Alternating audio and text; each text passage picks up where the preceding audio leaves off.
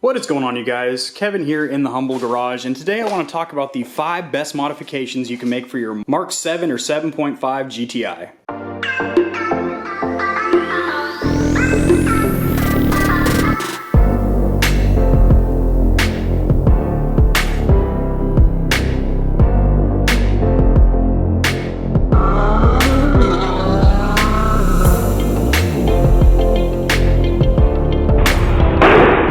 So first off, the very best thing you can do for a Golf GTI or Golf R of any generation, but especially the 6 and 7 and 7.5, is some type of a tune. So I have a Cobb access port in here, currently just running the off-the-shelf tune, but you can get pro-tuned with that just by sending files back and forth with an e-tuner, which is really great. And you are looking to make between 60 to 80, maybe even 100 horsepower and about 100 pound-feet of torque gains. So you could be sitting at 300 wheel horsepower and about 360 pound-feet of torque with just a tune. Amazing.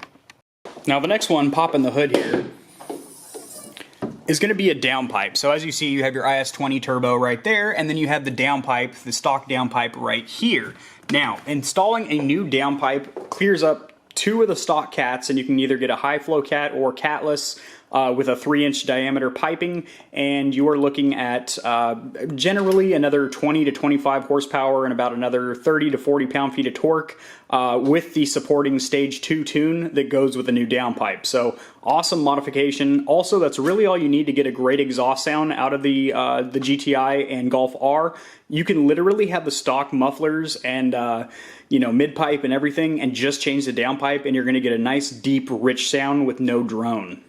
The next one is not a cheap modification by any means, but it is on the list for one of the best mods you can make for the GTI. This doesn't apply to the Golf R, as it already comes with an IS-38 turbo, which is the same as the Audi S3. This is the same exact motor as an Audi A3, which has the IS-20 turbo, which is very potent and can be modified to a pretty high ceiling. However, once you hit that ceiling, where you go from there in your mod path would be to get an IS-38 turbo. There are other turbo kits available in the aftermarket. However, the IS-38 is a direct bolt-on from Volkswagen, very easy to install compared to other turbocharger kits out there, and you are looking at gaining a heap of power.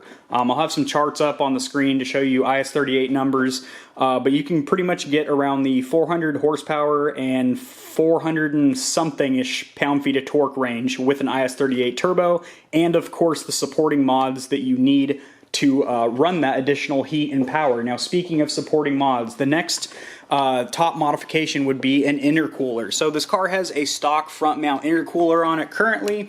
I have ordered a Rev 9 intercooler that has aluminum end tanks as well as a bar and plate design and high flow tubing.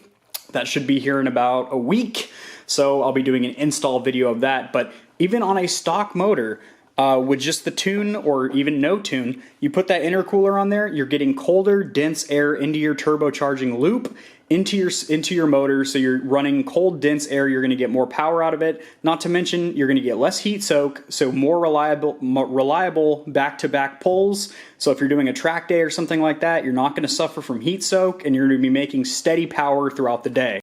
And the next one, this is kind of up for debate, but an oil catch can. I don't currently have one on here yet, but I will be getting one shortly. They vary in price quite dramatically. You can get them from $60 all the way up to $600. Excuse me.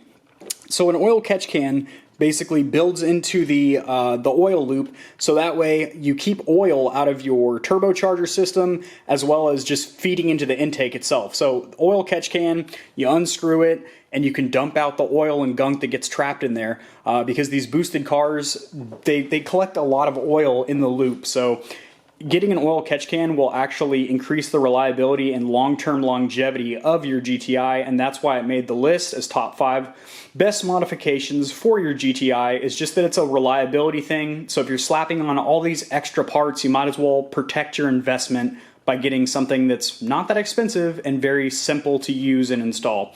All right, guys, have a good day. Peace.